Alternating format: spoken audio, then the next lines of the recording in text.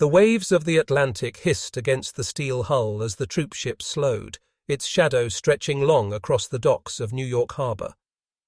The morning was grey and cold, yet the air seemed alive with noise. Gulls wheeling overhead, tugboats groaning, distant car horns echoing from the city. For days, the German women huddled on the upper deck had stared westward, their faces pale with dread, their hands clutching at thin coats. They were prisoners of war, carried from the ruins of Europe into the heart of the very nation they had been raised to hate. They expected humiliation. They expected iron shackles. Some whispered of cages and public parades. None of them expected what came next. As the gangway clattered into place, the American guards barked their orders. The women stiffened, bracing for chains, but instead the soldiers reached down and unclipped the restraints already fastened to their wrists. One by one, the manacles fell away. A hush fell across the line of prisoners. The women glanced at each other in disbelief, rubbing their freed wrists, too stunned to move. The guards gestured toward the pier with curt efficiency. "Go," one of them muttered, and so they walked, unshackled, into America. The moment was surreal. One young woman later confessed in a diary that she had prepared herself for jeers, for spittle, for the sting of chains dragged across the pier. Instead, she stepped down onto the wooden planks and felt only the breeze of the harbor and the eyes of civilians staring curiously from behind railings. She wrote, "We walked like ghosts, not enemies. No whips, no cages, no laughter. Only silence, as if no one knew what to make of us."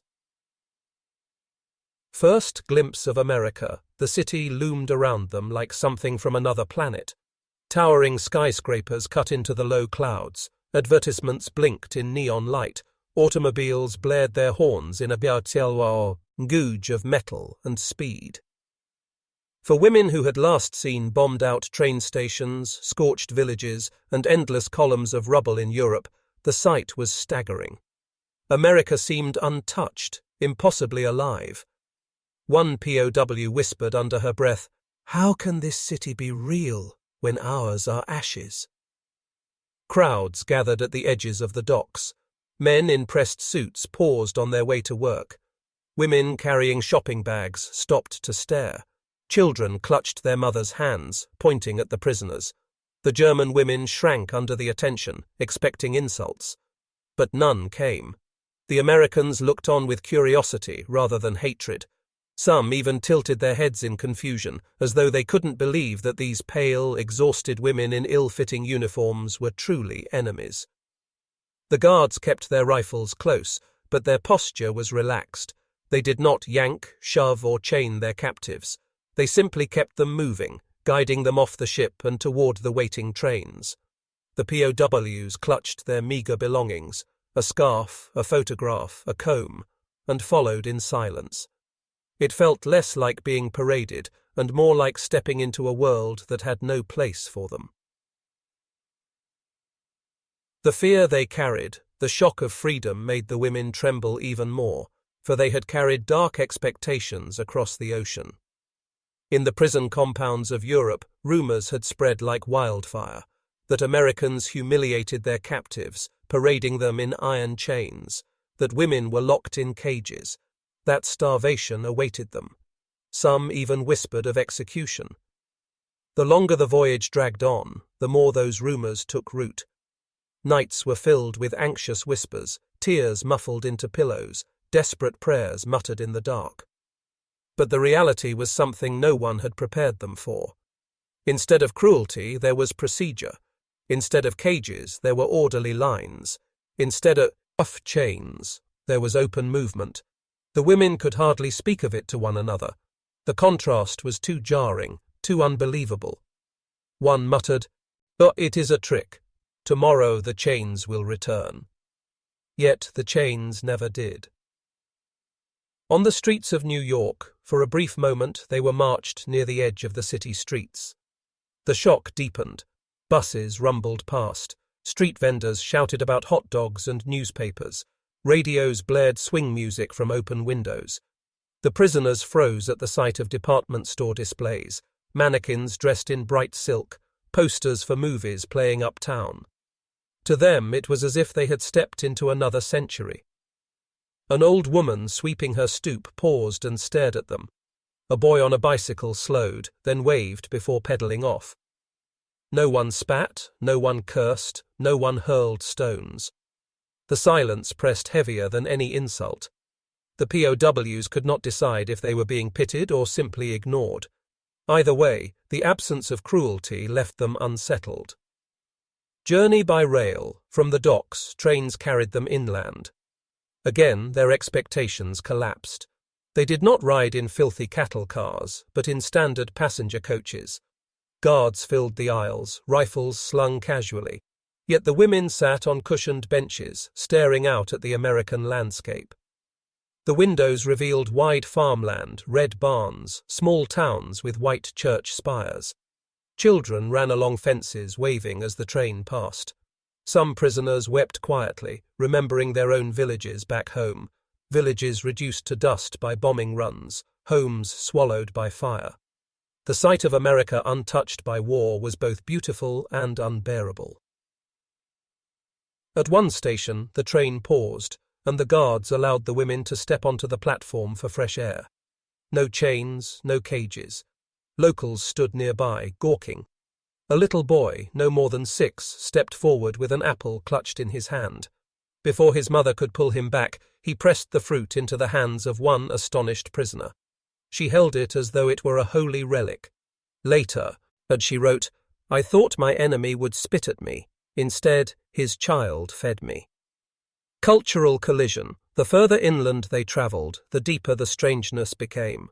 At night, the women pressed their foreheads against the glass, watching neon signs glow above diners, couples strolling hand in hand, families laughing as though no war existed. Europe was rubble. America was thriving. The prisoners whispered to each other in hushed voices. If only Berlin could see this. If only they knew we were not shackled. The realization gnawed at them. They were enemies, yet their captors treated them with a dignity that unsettled their world view. They had been taught that Americans were barbarians, corrupt and merciless. But here they were, walking on platforms, breathing free air, even receiving kindness from strangers. It was almost worse than cruelty, for it eroded everything they had believed. The camps await. By the time the trains delivered them to the camps, the disbelief had not faded. Wooden barracks awaited, barbed wire fenced the compounds, and armed guards patrolled. Yet the difference remained startling. There were no iron shackles clamped on ankles, no cages. The guards barked orders, but they did not strike without cause. The women were counted, catalogued, and shown where to sleep. One woman, years later, told her granddaughter, "I thought America would break me with iron.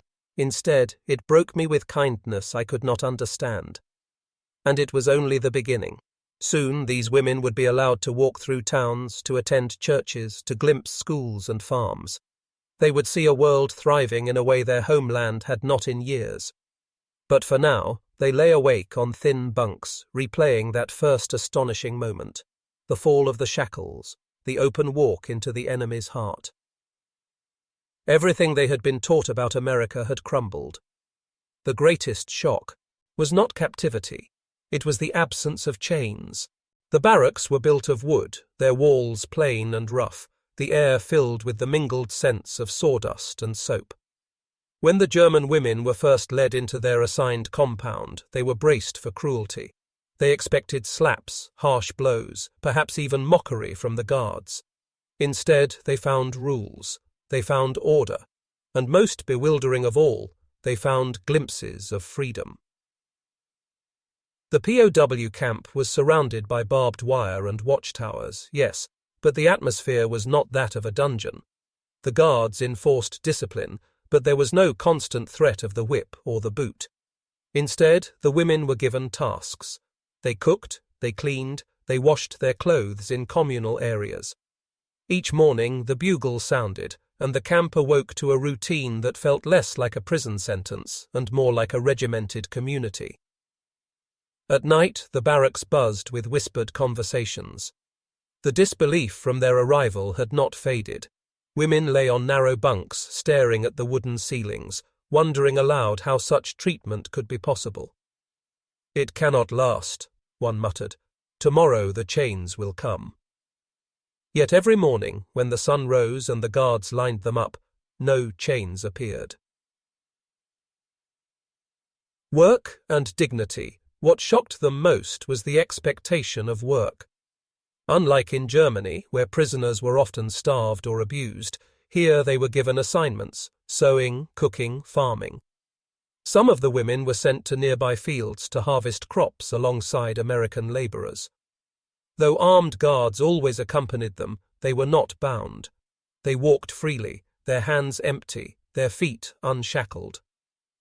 One young woman was assigned to help in a kitchen that prepared meals for both guards and prisoners. She remembered the smell of roasted meat and coffee, aromas she had not known in years. To her astonishment, she was allowed to taste the same food the Americans ate. "Oh, we were the enemy," she later recalled, "and yet we ate their bread." The dignity of work unsettled them.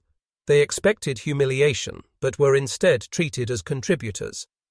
The guards referred to them by number, but there was no shouting of slurs, no forced starvation. They were enemies, yes, but still human. First, outings. The most shocking development came weeks later, when a group of women was selected to attend church services in the nearby town. They assumed chains would be brought out, but none appeared. Instead, a few guards escorted them on foot, rifles slung casually, as the POWs walked in line down the dusty road. Their boots crunched against gravel, their hearts pounding with disbelief. As they entered the town, people stopped and stared. A hush fell over shopkeepers, farmers, and children playing in the streets. There they were, German women, the enemy, walking freely down Main Street. The POWs kept their eyes lowered, bracing for insults, but none came. Some townspeople muttered under their breath, others simply watched in silence. One little girl tugged at her father's coat and whispered, "Papa, they don't look scary." The women entered the church, sat in the pews, and listened as the minister preached. The sermon was about forgiveness. For some of them, it was the first time they wept in captivity, not from pain, but from the unbearable strangeness of being treated as souls rather than enemies. Market streets and shop windows. Later, other groups of women were escorted into towns to buy supplies. They walked past store windows filled with radios, dresses, and shoes, luxuries they had not seen in years. One woman pressed her hand to the glass of a bakery, staring at rows of fresh bread and pastries dusted with sugar. In her hometown in Germany, bread was rationed, flour scarce. The sight of abundance was almost painful. A guard noticed her staring, and bought her a small bun, handing it to her without a word. She held it carefully, like a priceless jewel, before nibbling at its crust. That night, she described the taste in her diary. "Sweetness I did not know could exist in war. It tasted like something stolen from peace." Civilians were cautious, sometimes hostile in their glances, but many simply observed. Some even spoke quietly to the women, asking where they had come from, what their homes were like. The women answered softly, ashamed, but grateful for the lack of venom in the questions. Reactions of Americans, not everyone approved. Local newspapers occasionally printed editorials condemning the leniency. "Why," one article asked, "should the enemy be allowed to walk our streets unbound, while our sons fight and die overseas?" Yet the policy continued. Officials argued that treating prisoners with dignity would uphold international law and reflect America's moral strength. For many ordinary Americans, curiosity outweighed hatred. Farmers who worked beside the women in fields found them hard-working, often silent but diligent. Some even shared meals in the fields, passing bread and fruit across invisible battle lines. Children stared wide-eyed, realizing for the first time that the enemy looked like any other person. For the German women, the experience was almost unbearable in its contradictions. They were enemies of the state, yet they were allowed to breathe free air, to see bustling towns, to taste food that reminded them of a life before the war. Diary of a prisoner. One diary entry from a young woman captured the dissonance. Today we walked through the town again. No chains. I saw a mother scolding her child for running in the street. I saw a boy selling newspapers. I saw a man painting his fence white. It felt like looking through a window into another world. I could not stop thinking of my mother, hiding in a cellar back home as bombs fall. How can life here be so normal, while ours is ashes? Her words echoed the thoughts of many. The American towns they visited seemed untouched by war's cruelty, thriving and secure. The contrast between their ruined homeland and the calm streets of America deepened their shock more than any chain could have. The weight of freedom. In the evenings, back in their barracks, the women tried to understand what it meant. Some whispered that the Americans were mocking them, that this freedom was a trick. Others argued that it was worse than cruelty, to be given glimpses of a life they could not have. One prisoner said softly, "Chains would be easier. Chains make sense. This makes us question everything we were told." The freedom to walk, to see, to breathe outside the wire, it carried a heavier weight than iron shackles. It forced them to reconsider their place in the war, to question the propaganda they had grown up with. It left them torn between shame and gratitude, disbelief and awe. Months later, a group of women worked on a farm, harvesting apples. The guard sat under a tree, reading a newspaper. A local farmer's wife came out with a pitcher of lemonade and cups, pouring drinks for the women as though they were simply laborers. One prisoner looked at the yellow liquid in her glass, stunned. She remembered her younger brother in Germany, who had died of hunger. She thought of her mother surviving on scraps. And yet here she was, drinking lemonade under a wide American sky. That night she whispered to the woman in the bunk beside her, "I do not know what to feel anymore. Shame, gratitude, or grief that we are treated better here than many of our own people at home." The growing disbelief. Every outing deepened the sense of paradox. The Germans had been told to expect cruelty, but they found themselves walking among their enemies without chains. They expected hatred, but they found curiosity. They expected cages, but they saw towns and churches. By the time months passed, the women began to realize that the greatest shock of their captivity was not the loss of freedom. It was the strange and painful gift of it. The longer the women remained in captivity, the more the paradox of their lives in America gnawed at them. Each day unfolded like a contradiction.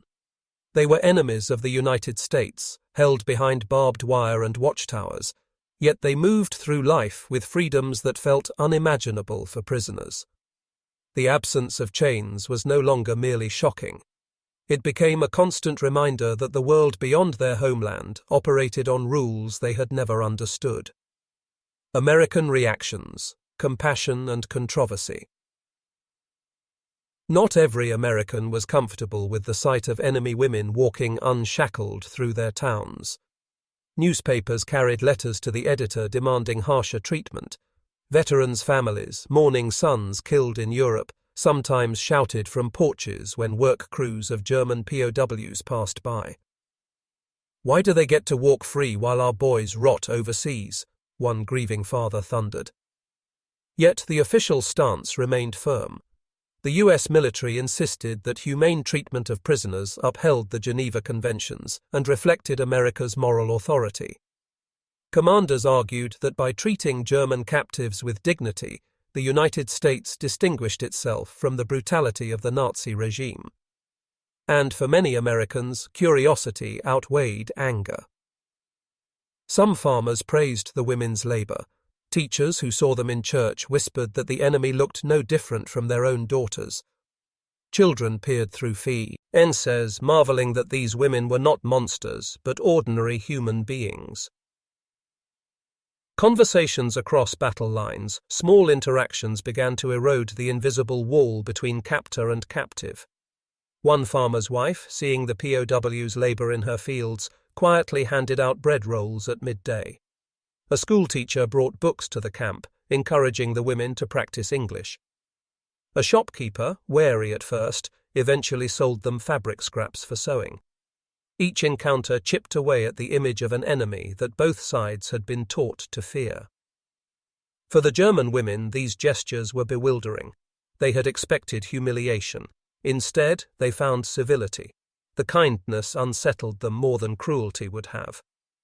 In whispered conversations at night, some admitted that they no longer knew how to define the enemy. One prisoner confided to her bunkmate, "When a child smiles at me, I forget I am hated. But then I remember, my own village lies in ruins because of their planes. How can kindness and destruction come from the same hands?" Psychological tension. The contradictions left the women torn. Each glimpse of freedom was shadowed by guilt. They walked unshackled through American towns while their families hid in basements, their homes leveled by bombs. They tasted bread and fruit while their countrymen scavenged in rubble. They attended church sermons about mercy while their brothers fought on distant fronts. Some prisoners embraced the humanity they were shown. Others hardened, fearing that acceptance meant betrayal of their homeland. A few refused to eat the food offered to them, whispering that they would not accept gifts from the enemy. Yet even the most resistant could not deny the strange truth. America had shattered their expectations, not with chains, but with dignity. Every outing into American towns brought haunting comparisons. One day, a group passed through a marketplace brimming with vegetables, butter, and sugar. The abundance felt like mockery. A woman pressed her face to the glass of a candy shop, tears spilling down her cheeks as she remembered her younger sister in Berlin, who had written of nights without food.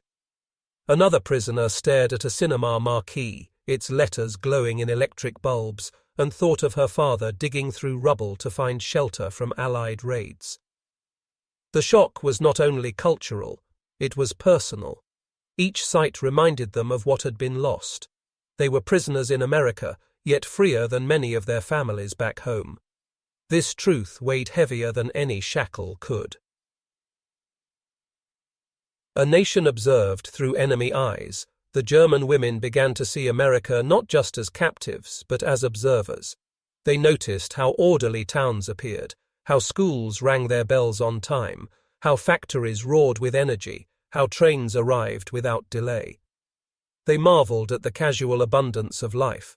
Radios in shop windows, laughter spilling from diners, neon signs blinking through the night. Some whispered that America had won the war long before the battles ended, not through soldiers alone, but through its ability to live untouched, vibrant, and strong. One woman muttered as she passed a street full of shops, "If Germany had seen this, we would have known we could not win."